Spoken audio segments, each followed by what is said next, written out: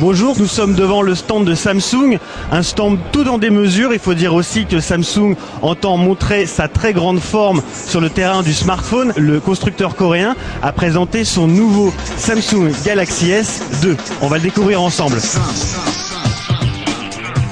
Je suis donc avec Julien Génétine et le Galaxy S2.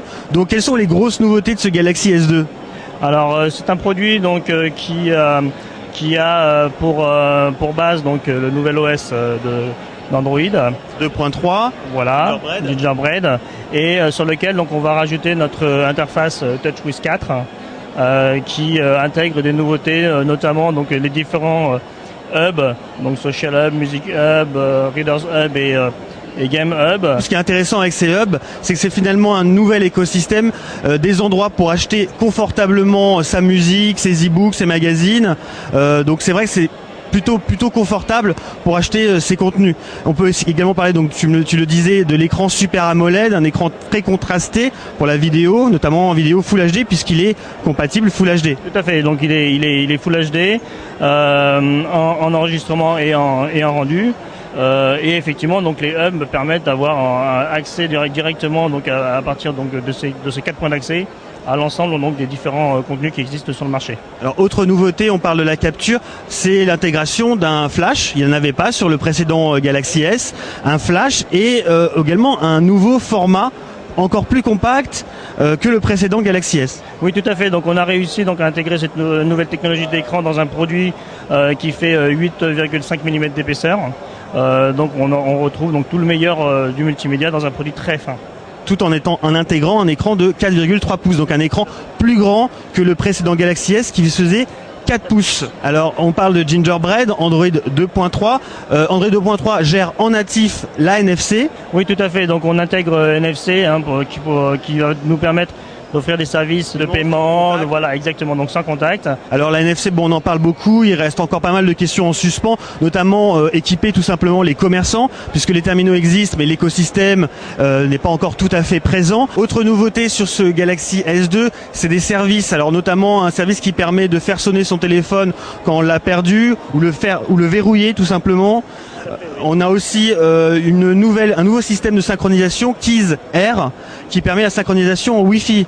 Oui, tout à fait. Donc on a la volonté donc d'offrir aux consommateurs la possibilité donc de maîtriser la sécurité tout autour de son produit, donc via effectivement la possibilité soit de bloquer à distance son produit et de l'effacer, soit effectivement aussi de backuper donc ces informations, toutes ces données. Voilà, de les sauvegarder en local, donc soit en Wi-Fi directement, soit câble USB via notre logiciel KISS. Alors, ce qui est assez intéressant, j'en parlais à l'instant, c'est cet outil qui permet de faire sonner son téléphone ou le verrouiller. Ça se passe très simplement via un simple navigateur web. Hein. Tout à fait, oui. Donc c'est une page web sur laquelle vous vous connectez avec vos identifiants et vous pouvez maîtriser complètement à distance votre téléphone. On reparle de ce Galaxy S2 aussi au niveau de l'autonomie parce qu'il parvient à être très fin, mais il a aussi une batterie de 1600 mAh. On devrait obtenir une journée d'utilisation, on l'espère en tout cas.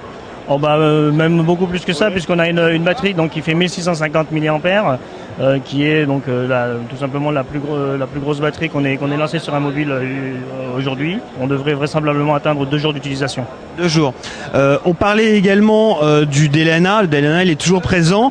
Pas de sortie micro mini HDMI par contre, c'est pas prévu. Dernière précision, le stockage, 16 Go en interne. Extensible via le slot micro SD, donc là encore ça reste du standard. Question prix, disponibilité en France.